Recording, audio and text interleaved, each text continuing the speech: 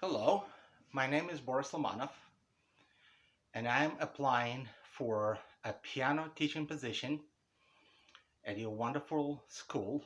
And in this video, I'm going to be answering two questions. The first question is how to develop a personal relationship with your students. And the second part of the question is how does your personality differ between your lessons with an adult and your lessons with a child? So I will address first the first part of the question. How do you develop a personal relationship with your students? I develop personal relationship with my students while working on the piano repertory with them. What I noticed during the years of my teaching experience is that when you work on the piano repertory with your students, you are going through a wonderful journey with them.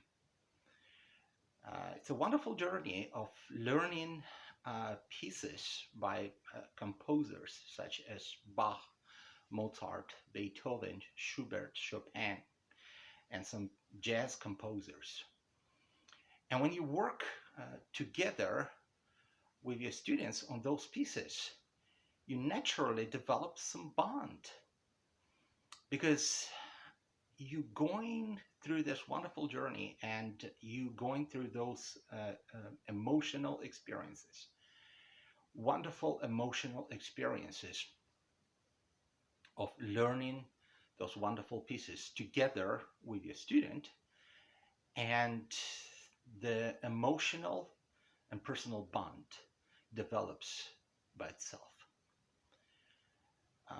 Now, as for the second part of the question, how does your personality differ between your lessons with an adult and lessons with a child?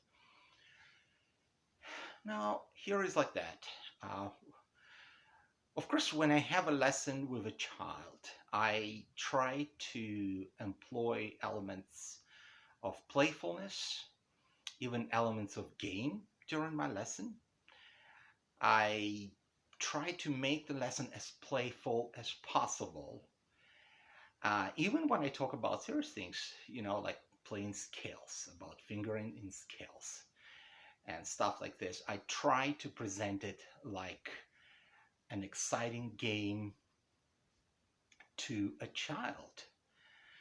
While working with an adult student, I, of course, will naturally keep a little bit more business-like, a little bit more to the point, and um, also attention span differs.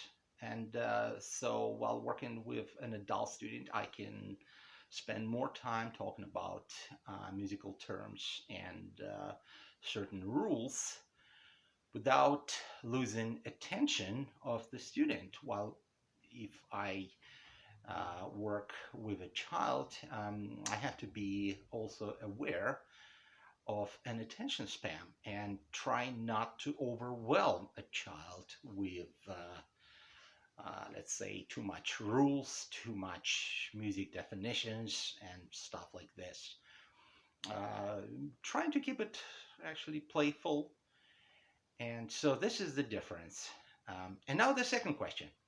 What are some ways that you gauge a student's interest, and what motivational strategies do you use to keep them engaged? Now, this is a very interesting question, and as a teacher, I spent a lot of time thinking about the psychological element of engaging a student and psychological element of teaching piano. I think the psychological element is very important. Um, there are a number of ways to keep students motivated and interested. Um, those two things are definitely connected. If student is interested, if student is excited about playing a particular piece, you don't even need to motivate. He is going to be very motivated, and he will like to actually practice this piece almost every day. Uh, so that is actually my first point. I try to give a repertoire to students that suits them. In fact, I actually try to develop an individual approach to every student. And if I see that the student is very good, for example, with jazz, right? He has an ability and inclination to improvise. I try to give the student more jazz pieces, right? If I see that student is very good with Baroque music, polyphonic music, and he or she likes Bach, um, I'm going to give the student more of the Bach pieces. If I see that students like um, uh, romantic repertory, give them more Schubert, Chopin, Liszt, other um, romantic composers, right? And if I see that a student likes particular folk music, of actually particular nationality or something like this, I try to give the student a lot of the folk music, right? And that includes the popular pieces. I do allow, and I think this is a good idea, if students like a particular song from a popular music, what you can do is you can combine classical pieces with this popular song, because it's very important. The student is interested in the piece and he likes the piece, and uh, he or she loves the piece that uh, he or she plays on the piano.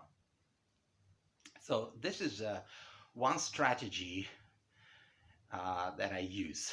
I emphasize individual approach to every student, and I see which particular style this student is good at, and I'm given to the student pieces of this particular style, right?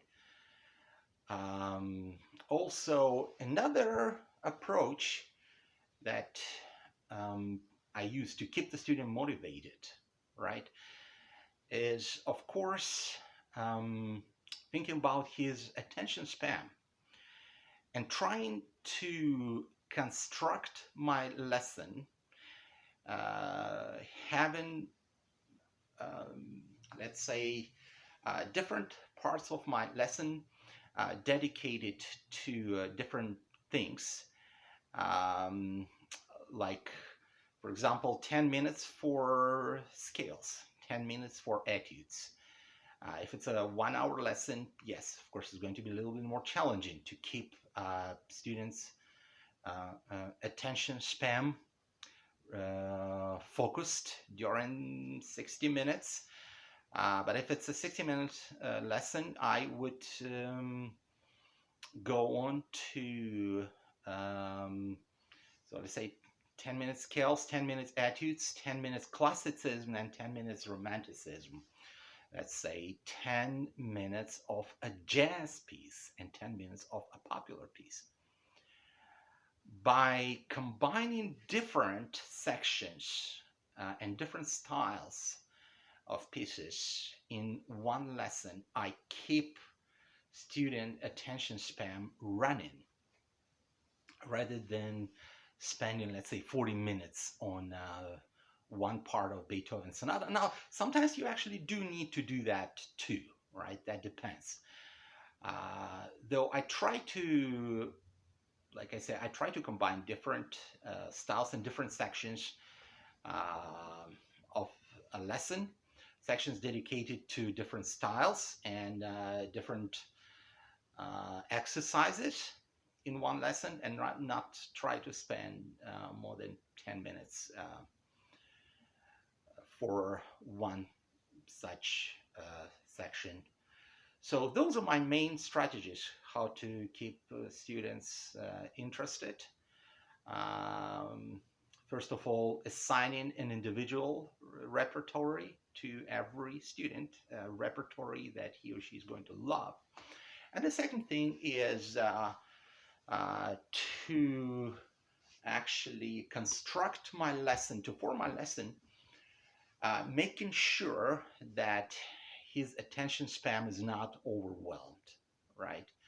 And dedicating those sections of lessons to different activities, even different exercises, combining different styles, thus making sure that during the lesson, especially if it's a 60-minute lesson, the student is not tired, that his attention is on and he or she is focused, right? Well, thank you so much. And I'm going to finish this video for now. All right. Goodbye.